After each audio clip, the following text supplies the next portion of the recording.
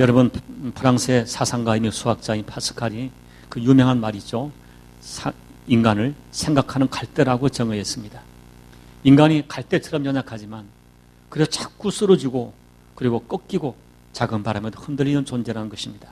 그런데 그렇게 갈대처럼 약한 존재지만 인간은 생각하는 존재라는 것입니다.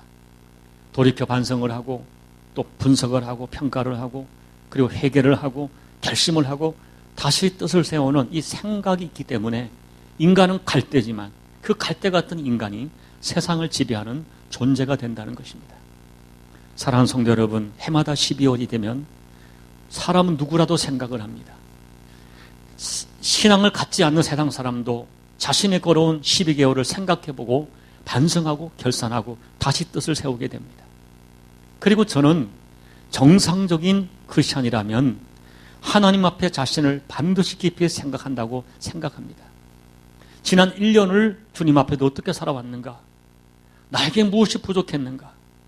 내게 맡긴 직분 앞에 나는 어떻게 반응하며 살아왔고 내가 연초에 주를 향하여 가졌던 그 소원과 결심들을 어떻게 지켰는가를 진지하게 생각을 하고 반성하고 회개하고 다시 새롭게 결단하는 것입니다. 이런 영적인 생각들이 우리 인생을 하나님 앞에 복되게 만들어가는 것입니다. 여러분 생각해 보면 지난 1년 동안 우리는 참으로 많은 사람을 만났고 크고 작은 많은 사건을 경험했습니다. 기쁨도 있었고 성취도 있었고 보람도 있었고요. 그러나 때로는 실패도 있었고 눈물도 있었고 잠 못 이루는 분도 있었고요. 그리고 고통과 상처도 있었습니다.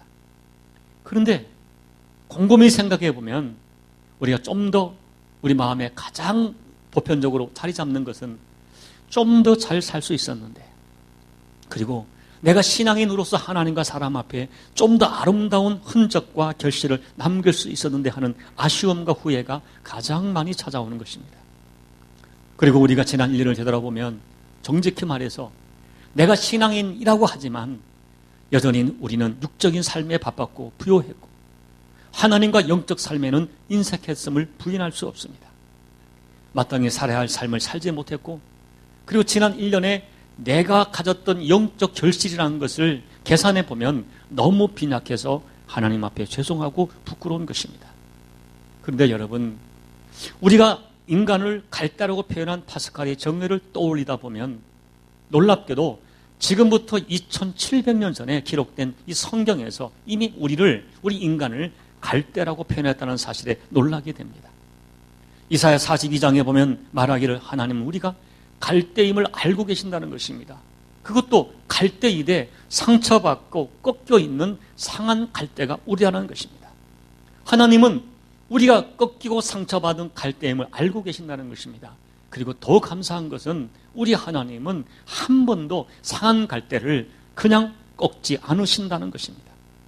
우리 하나님은 세상에서 실패하고 상처받아 꺾여진 갈대 같은 우리 인생들을 결코 버리지 않고 포기하지 않으신다는 것입니다. 하나님은 성적인 죄를 저지르고 그 죄를 정당화하려고 살인까지 저지른 다윗을 포기하지 않고 꺾지 않으셨습니다. 우리 예수님은 완전히 꺾여져 있는 인생 같았던 7 귀신 들려있던 창녀 막달라 마리아를 꺾지 않으시고 포기하지 않았습니다. 예수님을 3번 부인해서 스스로 꺾여있던 베드로를 주님은 꺾지 않고 다시 일으켜 세워서 아름다운 인생의 흔적을 남기도록 기회를 주셨습니다. 우리 하나님이 상한 갈대 같은 우리를 아신다. 그리고 우리를 결코 버리지도 포기하지도 않는다. 이것이 복음인 것입니다. 우리가 돌이켜 1년을 생각해 보면 하나님 앞에 부끄럽습니다. 죄송합니다. 내 인생에 상한 갈대 같았습니다. 내가 영의 사람이라 하지만 육의 삶을 살았습니다. 그런데 하나님 우리를 포기하지도 버리지도 않고 계속해서 기회를 주시고 우리를 품어주시는 하나님의 사랑이 있기에 우리는 생각을 하고 반성을 하고 회개하고 결심하면서 새로운 해를 힘있게 열어갈 수 있는 것입니다. 여러분, 오늘 본문에는 상한 갈대 같은 한 사람의 인생이 소개됩니다. 그러나 이 사람의 인생은 엄격히 말하면 이 사람의 인생의 출발은 상한 갈대가 아니었어요. 이 사람은 인생을 성공할 수 있는 최상의 조건을 가지고 있었던 사람입니다. 여러분, 세상에 어떤 인생이 천사의 예고를 받으면서 태어나겠어요? 이 사람은 천사의 예고를 받고 화려하게 출생합니다. 하나님께 상상을 초월한 힘을 받았습니다. 그는 사자를 염소 새끼 찢듯 죽일 수 있었고 나귀 턱뼈 하나로 블레셋 군대 1000명을 쳐 죽였습니다. 그리고 하나님은 그를 공적으로 이스라엘의 리더로 인정하셨습니다. 분명히 삼손은 인생을 성공할 수 있는 많은 조건들을 가지고 있었습니다. 그러나 삼손은 그 엄청난 능력과 많은 가능성에도 불구하고 철저하게 꺾여진 갈대 같은 실패의 구렁텅이로 떨어지고 말았습니다. 그는 그 엄청난 능력에도 불구하고 블레셋 군대의 포로가 되었습니다. 그래서 두 눈이 뽑히고 짐승처럼 연자맷돌을 돌리는 존재가 되었습니다. 사람들의 조롱거리가 되고 웃음거리가 된 것입니다. 여러분, 저는 한 해를 마감하면서 이 송년주의를 맞이하여 이 삼손의 실패, 삼손의 문제점, 그리고 꺾여진 삼손이 어떻게 회복되었는가를 묵상하면서 우리 인생을 하나님 앞에 점검하고자 하는 것입니다. 그러면 먼저 삼손의 인생이 아쉬운 것은 무엇인가? 삼손의 인생은 어떤 인생이었는가 하는 것입니다. 첫째는 시작은 좋았지만 결과가 아름답지 못한 인생이었습니다. 방금 말씀드린 대로 삼손은 거창하게 출발했습니다. 그의 출생은 예수님과 세례 요한처럼 천사의 예고를 받고 시작되었습니다. 사사기 13장을 보면 자식이 없어 괴로워하는 삼손의 어머니에게 천사가 나타났습니다. 그리고 말하기를, 보라, 내가 본래 임신하지 못하고 출산하지 못하였으나 보라, 내가 임신하여 아들을 낳으리니 그의 머리 위에 삭도를 대지 말라.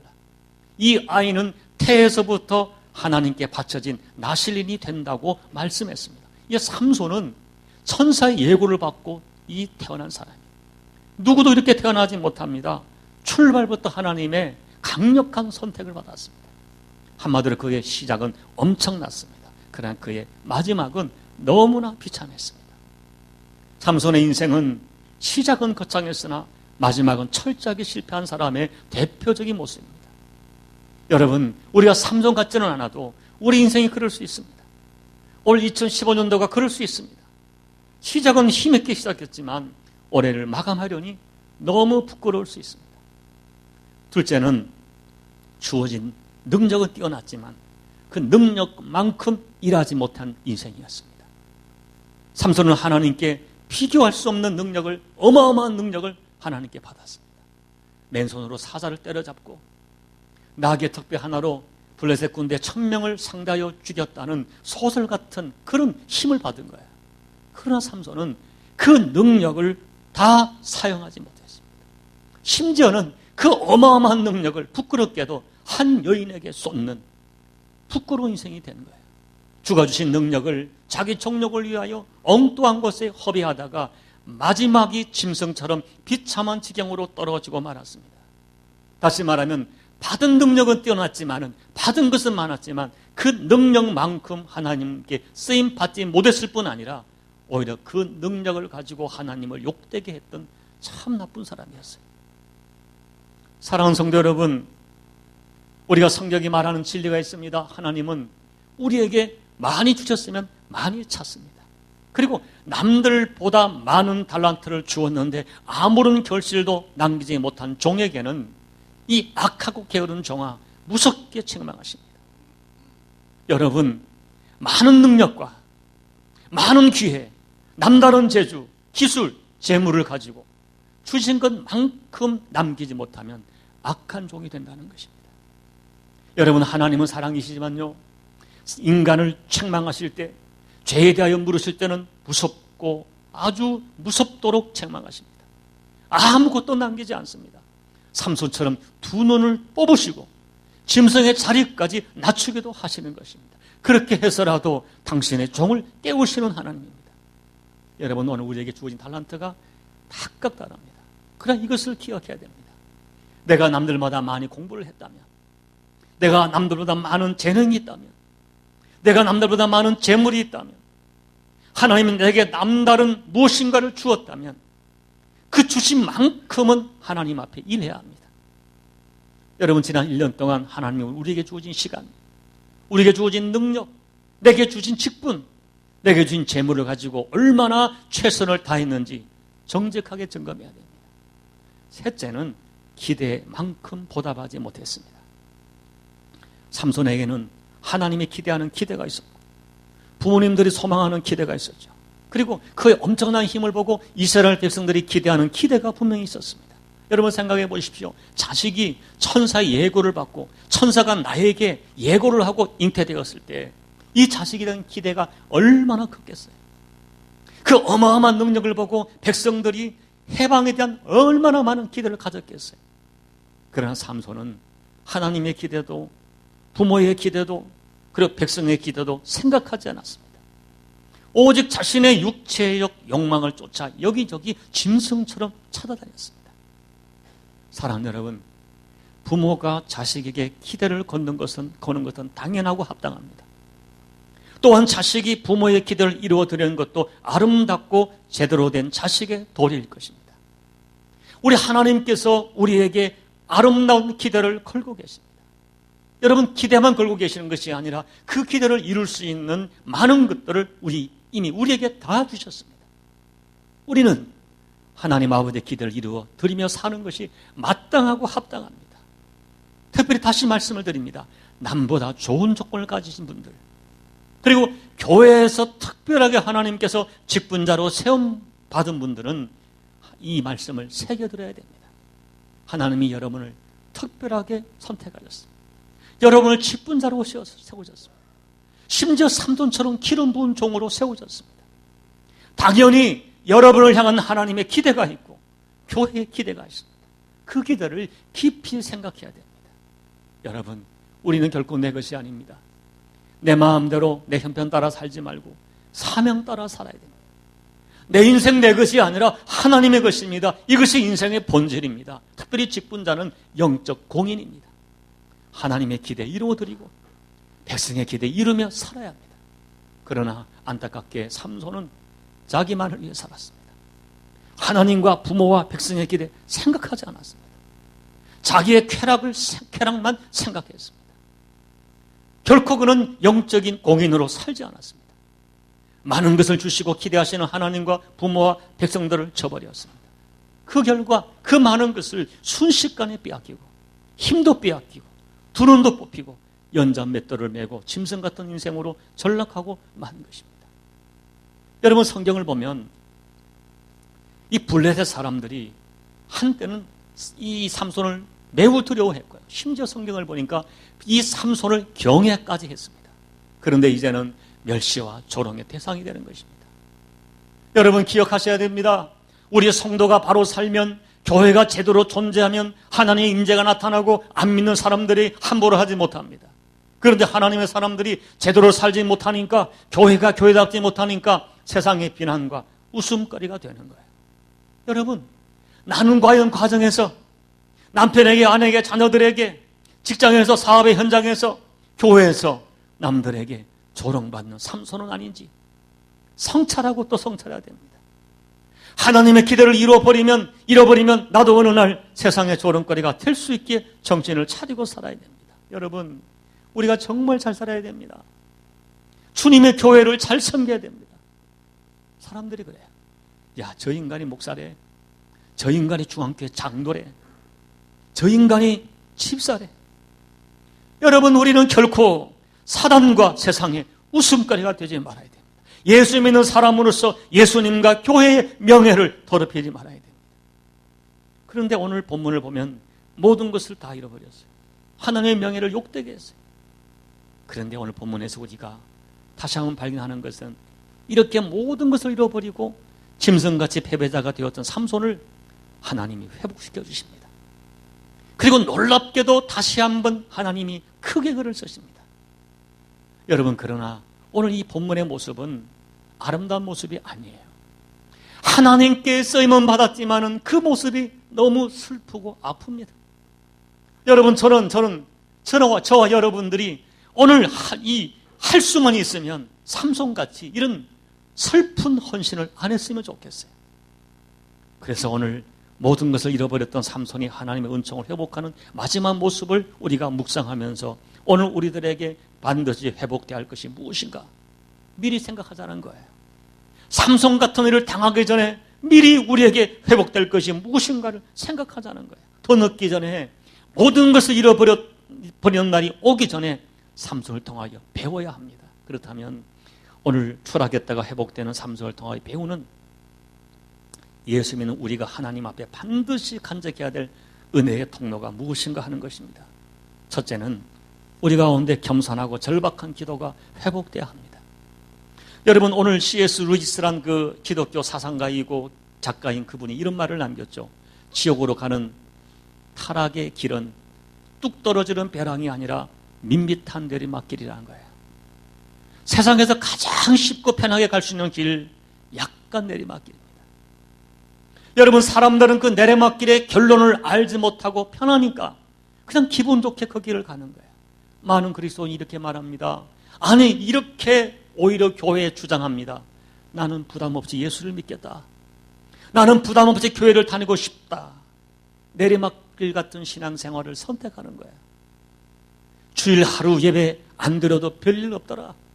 기도 없이 살아도 잘 살아지더라.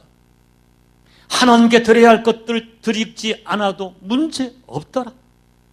세상을 쫓고 심지어 외도하고 살아도 괜찮더라. 주변에 예수 믿는 사람들 다 그렇게 신앙생활 하더라 하는 것이 밋밋한 내리막길을 걸어가는 사람들의 모습인 것입니다. 여러분, 삼손은 20년 동안 그 서서히 내리막길을 걸으며 마침내 무너졌습니다. 오늘 우리말로 하면 기도 없이 20년 동안 직분을 감당하고 하나님 말씀을 듣기는 들으나 말씀과 상관없이 교회를 다니고 진정한 혼사남은 해보지 못하고 20년 교회를 다닌 사람인 것입니다. 심지어 이 삼손은 나실인의 신분으로 해서는 안 될 것이 무엇인지 정확하게 알았습니다. 내가 장로로서 목사로서 집사로서 해서는 안 될 것이 무엇인지 알면서도 자기 신앙의 마지노선을 지키지 못한 것입니다. 그런데 삼손은 비참하게 추락한 마지막 자리에서 연자맷돌을 돌리면서 잃어버린 간절한 기도를 회복합니다. 여러분, 사실 삼손은 지금까지요, 자기 힘에 대한 충만한 확신이 있었기 때문에 이런 기도를 드려본 적도 없고 이런 기도에 대한 필요성을 느끼지도 못했습니다. 그러나 이제 모든 걸 잃어버리고 나서 정말 절박하고 간절하고 뜨거운 기도를 드리기 시작합니다. 22절, 28절 이하를 보면 삼손의 기도는 그냥 기도가 아니었어요. 부르짖는 기도였어요. 이번 한 번만이라도 나를 생각해달라는 절박한 기도였어요. 죽기를 각오하고 드리는 생사를 건 기도였어요. 우리가 성경을 보면 삼손은 딱 한 번 이런 기도를 드린 적이 있습니다. 블레셋과의 전쟁에서 지치고 죽게 되었을 때 뜨겁게 한 번 부르짖어 기도한 적은 있었습니다. 그 기도를 죽음 직전에 다시 회복한 거예요. 사랑하는 여러분, 기도하지 않고 기도 없이 편안히 교회 생활, 직분생활 계속하는 성도, 이미 내리막길을 걷고 있는 삼손입니다. 오늘 찬양대가 참 찬양이 은혜로웠지만은 기도하지 않는 찬양대는 소리는 있으나 생명은 없습니다. 기도하지 않는 교사는 지식은 있으나 아이들의 영혼을 변화시키지 못합니다. 기도하지 않는 직분자, 일은 있으나 아무런 능력이 나타나지 않습니다. 기도가 식어진 교회는 사단이 두려워하지 않고 서서히 내리막길을 걷고 있는 머리털 깎인 삼손입니다. 그런데 여러분, 현실은 어떻습니까? 오늘날 많은 교회가 절박한 기도를 잃어버렸습니다. 많은 크리스찬들이 자기 힘만 믿고 자기 경험만 믿고 더 이상 절박한 기도를 하지 않습니다. 너무나 많은 직분자들이 기도 없이 여전히 자기 경험과 관습으로 하나님을 섬기는 삼손입니다. 우리 많은 성도들이 절박한 기도로 주님을 붙들지 않고 이 세상을 상대하여 신앙생활을 하겠다고 착각하고 있습니다. 여러분, 오늘 두 눈 빠진 삼손이 누군가? 어쩌다가 세상의 사슬에 매여 세상의 연자맷돌을 갈면서 사단과 세상 사람들 조롱거리가 되고 있는가? 하나님을 향하여 간절한 기도를 잃어버린 사람들입니다. 기도하지 않으면 언젠가는 그날이 내게도 옵니다. 그러므로 여러분, 사단의 포로가 되기 전에, 늦기 전에, 이날이 오기 전에 간절하고 절실한 부르짖는 기도를 통하여 하나님과의 관계를 회복하고 하나님을 붙들어야 됩니다.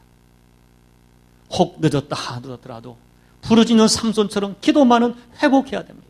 그래야 살 길이 열리는 것입니다. 둘째는 매사에 하나님에 대한 주권을 회복해야 됩니다. 여러분, 삼손이 이번만 힘을 달라 애원합니다. 이번만 힘을 달라는 것은 무슨 말입니까? 이제서야 삼손이 내 힘의 모든 근원이 하나님께로 왔다. 내 힘은 내 것이 아니라 하나님께 온 것임을 인정하고 하나님을 붙드는 것이에요. 지금까지 삼손은 내게 있는 힘을 내 것이라 생각하고 내 힘으로 내가 승리한다고 크게 오해하고 교만했습니다. 그리고 내 힘은 내 것이기에 내 마음대로 내 생각을 따라 내가 원할 때 언제든지 사용할 수 있다는 것으로 착각했습니다. 그래서 자기 힘만 믿고 대단히 교만하게 살았습니다. 하나님께서 내게 힘을 주신 이유 생각하지 않고 그 힘을 가지고 오히려 나를 위하여 자기 향락과 자기 이익과 자기 명예를 위해서만 사용했습니다. 그런데 여러분, 우리가 오늘 본문에 읽지 않았지만 그 앞 20절을 보면 삼손이 마지막으로 하나님의 약속을 버리고 하나님을 떠났을 때 하나님도 그를 떠났습니다. 하나님이 떠나니까 그에게 있던 힘도 그를 떠났습니다. 여러분, 이 머리털이 잘려서 힘이 없어진 것이 아니라 하나님이 떠나시니까 힘이 사라진 거예요. 여러분, 사람들은 좀 성공하고 하면서 해서 사람이 붙고 돈이 붙고 권력이 붙으면 착각을 합니다. 자기 능력인 양, 자기 힘인 양 교만합니다. 그래서 그 힘을 주신 하나님을 무시할 뿐 아니라 대단히 교만해서 교회를 무시하고 하나님을 생각하는 삶 자체를 우습게 생각합니다. 그러다가 나를 기다리고 기다려주시는 하나님이 나를 떠나시면 그때부터는 내 힘으로 통제할 수 없는 상황이 찾아오는 것입니다. 여러분, 오늘 본문은 아주 간단하지만 명확한 진리를 정확하게 말씀해 주고 있습니다. 모든 인간에게 있는 힘은 하나님의 것이다. 하나님이 나를 떠나면 내게 있는 힘도 나를 떠난다. 삼손은 그것을 힘이 있을 때는 깨닫지 못했어요. 그러다가 힘을 잃어버렸습니다. 모든 걸 빼앗기고 조롱거리가 되었습니다. 그때서야 삼손은 자기의 힘의 근원이 하나님께 있다는 것을 깨달았어요. 그래서 엎드려 처절한 기도를 드리는 것입니다. 하나님, 내 성공은 나의 힘이 아니었습니다. 나의 나된 것은 하나님의 은혜였습니다. 하나님, 그러나 저는 이것을 잊고 살았습니다. 하나님 용서하시고 한 번만 더 힘을 달라고 삼손은 기도하는 것입니다. 여러분, 삼손은 이 진리를 불행하게도 머리가 깎이고 힘을 잃어버리고 나서야 깨달았습니다. 그리고 감사하게도 하나님은 그러나 이 진실하게 마지막이지만 회개하고 부르짖는 삼손의 기도를 들어주십니다. 상한 갈대 같은 그를 꺾지 않으셨습니다. 세금을 주셨습니다. 다시 기회를 주셨습니다. 하나님은 진심으로 회개하고 뉘우치면 또다시 기회를 주십니다. 우리는 이것을 잊지 말아야 됩니다. 모든 것은 주님의 것입니다. 우리는 매사에 하나님의 주권을 인정하고 그 주권을 돌려드려야 됩니다. 셋째, 사명의 초점을 맞출 때 인생이 회복됩니다. 30절 보니까 블레셋 사람과 죽기를 원하노라. 여러분, 삼손은 이 마지막 순간에 살려달라고 하나님을 찾지 않습니다. 삼손은 자기의 마지막을 직감한 것입니다. 그래서 내 인생의 마지막에 내가 할 일이 무엇인가? 마지막 순간만큼은 하나님 앞에 못다한 사명을 감당하고 싶은 것입니다. 그래서 마지막으로라도 하나님의 영광을 위하여 죽을 수 있기를 소원한 것입니다. 블레셋 사람과 죽기를 원하노라. 이것은 무슨 뜻이에요? 하나님, 나를 죽여서 제물로 사용해 주십시오. 나를 죽여서 마지막이라도 주님의 뜻을 이루며 죽게 해주십시오. 마지막 죽음만큼이라도 하나님의 영광을 위하여 사용해 달라는 처절한 소원인 것입니다. 여러분, 어느 목사님은 이 본문에 나오는 삼손의 기도를 이렇게 상황을 이렇게 보면서 나름대로 이렇게 각색을 하셨습니다. 여호와여, 부르짖을 자격이 없는 죄인이 감히 하나님께 부르짖어 구합니다. 하나님께서 일찍이 저에게 은혜를 베풀어 나신 사사로 선택해 부르셔서 저 하나님의 백성을 짓밟던 원수들을 무찌르도록 강한 힘을 주셨건만 저는 착각하여 사명을 잃어버리고 저만 위해 살았습니다. 그러다가 이렇게 부끄러운 결말을 맺게 되었습니다. 하나님, 용서해 주십시오. 그리고 마지막으로 비옵나니 한 번만 더 저를 생각해 주십시오. 그동안 제가 못다한 사명을 마지막 죽음으로라도 감당할 수 있도록 해 주십시오. 나와 하나님 이름을 조롱하는 저들을 그냥 두지 말아 주십시오. 내가 제물되어 하나님의 살아계심을 증거하고 죽도록 해 주십시오. 하나님의 뜻을 위한 제물 되기를 원합니다. 저를 저를 비웃고 조롱하는 저 원수들과 함께 죽게 해 주십시오 라고 기도를 드렸다는 것입니다. 여러분, 삼손은 살려달라고 기도하지 않았습니다. 마지막이라도 하나님의 영광을 드러내게 해달라고 소망합니다. 삼손은 눈이 뽑히고 나서야, 눈이 먼 다음이야 영적 세계가 보였습니다. 자기의 사람이던 머리털이 깎이고 나서야 인생의 진정한 영광이 무엇에 있는지를 깨닫게 되었습니다. 그것이 뭡니까? 사람은 죽어서라도 이루어야 할 사명이 있는 사명적 존재라는 것입니다. 삼손은 지금 하나님의 언약은, 하나님과의 약속은 죽음으로라도 이루어야 한다는 것을 우리에게 가르쳐주고 있는 거예요. 여러분, 안타깝게도 삼손은 성경에 기록된 이 12명의 사사 중에 유일하게 적에게 잡혀 죽은 비운의 사사죠. 그러나 마지막으로 하나님의 은혜를 입어 늦었지만 조금은 덜 부끄러운 모습으로 인생을 마감할 수 있어 그나마 다행입니다. 그런데 여러분, 저는 이 말씀을 묵상하면서 많은 생각을 했습니다. 저는 그동안 제가 많은 사람의 마지막을 보았습니다. 하나님이 많은 걸 주셨지만 자기만을 위하여 살다가 인생의 마지막을 맞이하는 성도들을 많이 만났습니다. 어떤 분은 제가 그들의 마지막을 보내드렸습니다. 그런데 여러분, 그들의 인생을 결산해 보면서 제가 분명하게 확인한 것이 있어요. 모든 성도가 마지막은 거의 전부 하나님을 생각합니다. 죄송하다고 생각하고 후회를 합니다. 그런데 여러분, 죄송하다고 생각은 하고 후회는 하지만 마지막 인생을 주께 드리고 가는 사람은 거의 없었습니다. 어떤 경우는요, 내가 나를 정말 드리고 싶어 하지만 환경이 허락하지 않고 내 몸이 허락하지 않고 심지어는 자식들이 허락하지 않습니다. 그래서 그냥 허무하게 인생을 마감하는 사람들이 놀랍게도 거의 전부였습니다. 인생의 마지막에서 하나님께 맡긴 사명을 완수한다는 것, 그만큼 어렵습니다. 그러므로 여러분, 내 인생의 머리털이 깎이기 전에 아직 내가 그래도 내 인생을 엮어갈 힘이 없을 때 하나님을 깊이 생각해야 합니다. 안타깝게도 너무나 많은 사람들이 오늘 하나님과 약속을 깨뜨린 삼손처럼 살고 있습니다. 주신 것을 착각하여 내 것처럼 생각하고 자기를 위해서는 그렇게 부유하게 살아갑니다. 여러분, 더 늦기 전에 정직하고 단호하게 자신을 살펴 아직도 나를 위하여 인생을 살고 있다면 속히 이기적인 나를 버리고 하나님께 돌아가야 됩니다. 과연 여러분 중에 몇 분이 제 말을 깊이 새길 수 있을까요?